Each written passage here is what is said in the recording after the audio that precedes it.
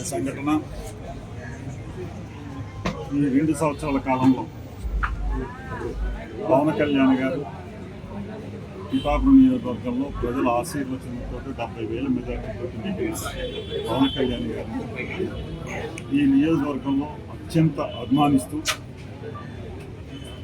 ఆ రకంగానే పవన్ కళ్యాణ్ గారు నిరంతరం ఈ పిఠాపురం నియోజకవర్గం కోసం ప్రత్యేకమైన శ్రద్ధ పెట్టి ఒక ఆఫీసును పెట్టి సామాన్య ప్రజానికానికి అందరికీ కూడా ఎవరు అర్జీ పెట్టుకున్న సమస్యను వెంటనే క్లియర్ చేసే విధంగా ముందుకెళ్తున్నటువంటి పవన్ కళ్యాణ్ గారి యొక్క పాలన ఈ పిఠాపురం నియోజకవర్గంలో నాకు 27 సంవత్సరాలుగా ఈ పిఠాపురం నియోజకవర్గ ప్రజానికంతో సత్సంబంధాలు కలిగి ఉన్నాను.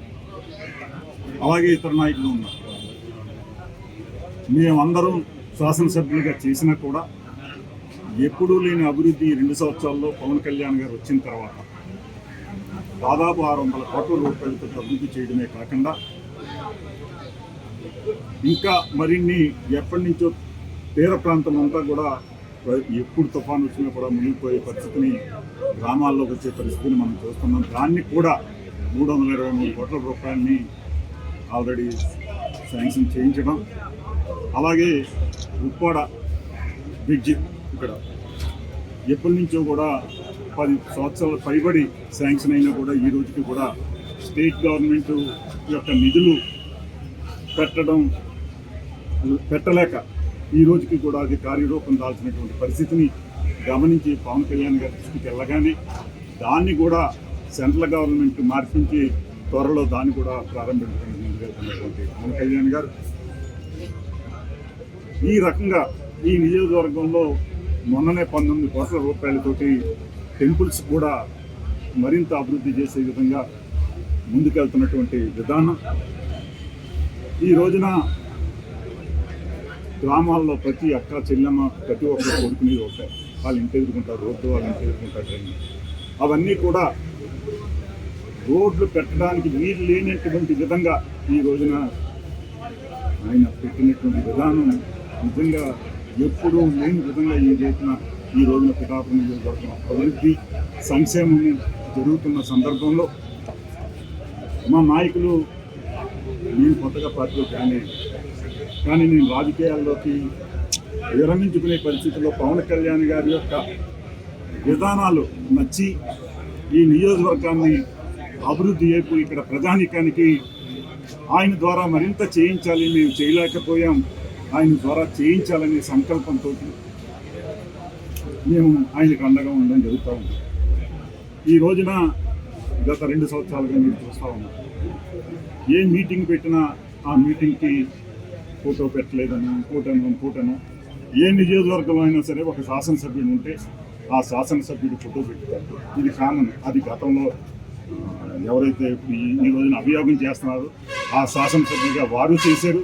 వారు చేసుకున్నప్పుడు, వారు పెట్టుకున్నప్పుడు ఈవేళ పవన్ కళ్యాణ్ గారు ఫోటో పెడితే దాన్ని కూడా వక్రీకరించి ఫోటోలు చించే పరిస్థితికి, నీచ స్థితికి ఎందుకు రావాలి? వ్యక్తిగత ప్రయోజనాల కోసం, సొంత లాభాపేక్ష కోసం ఈరోజు కూటమి ప్రభుత్వంలో అడ్డు పెట్టుకుని ఆయన చేస్తున్నటువంటి విధానం తప్పుడు విధానంగా నేను తెలియజేస్తాను. ఎందుచేతంటే పవన్ కళ్యాణ్ గారి యొక్క ఆశయం మేరకు ఈ నియోజకవర్గంలో ఇంకా ఎన్నడూ లేని విధంగా ఈ 175 నియోజకవర్గాల్లో ఏ నియోజకవర్గంలో నేను లేని విధంగా ఆఫీసు కావచ్చు, అభివృద్ధి కావచ్చు, సంక్షేమం కావచ్చు, అన్నీ కూడా ఇంతలా జరుగుతూ ఉంటే ఈ ఒక్కరే ఎందుకు ఈ రకంగా ప్రతి మీటింగ్లోని ఈ సంఘటనలు ప్రతిసారి కూడా ఇలాంటి విషయాలు మీ అందరికీ తెలుసు, మీడియాకి తెలుసు, మొత్తం అందరికీ తెలుసు. ఇది పద్ధత అని అడుగుతా ఉన్నా. ఇది మంచి పద్ధతి కాదు.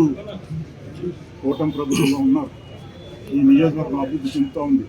దాన్ని ఈ రకంగా మీరు ప్రతి మీటింగ్లోని కూడా దాన్ని ఏదో డిస్టర్బ్గా చేసి పవన్ కళ్యాణ్ గారి మీద బురద జల్లాలనే ఆలోచన మానుకోండి అని చెప్పి మీకు హెచ్చరిక చేస్తూ ఉన్నాను. ఇది మంచి పద్ధతి కాదు.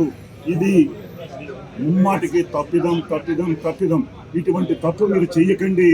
కూటమి ప్రభుత్వం ఏదైతే ఉందో వారి ఆలోచన విధానానికి నడిచి పిఠాపురం నియోజకవర్గంలో తెలుగుదేశం నడుచుకోవాలని చెప్పి వారందరినీ కూడా తెలుగుదేశం కార్యకర్తలందరినీ కూడా నేను కోరుతా ఉన్నాను.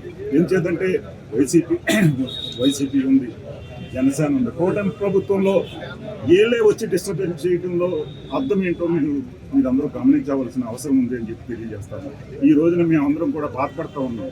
నియోజకవర్గం ఇంత అభివృద్ధి చేస్తామంటే పవన్ కళ్యాణ్ గారి మీద పేరు రాకుండా చేయాలనే సంకల్పము, ఆయన ఏ కార్యక్రమం జరిగినా ఆ కార్యక్రమం దగ్గర డిస్టర్బ్ చేయడం అనేది ఇది మంచి పద్ధతి కాదు అని వారికి తెలియజేస్తాము. అదేవిధంగా కొనసాగితే రాబోయే రోజుల్లో అది మీకు ప్రజలు గుర్తిస్తూ ఉన్నారు. ప్రజలు తగిన గుణపాఠం చెప్తారు.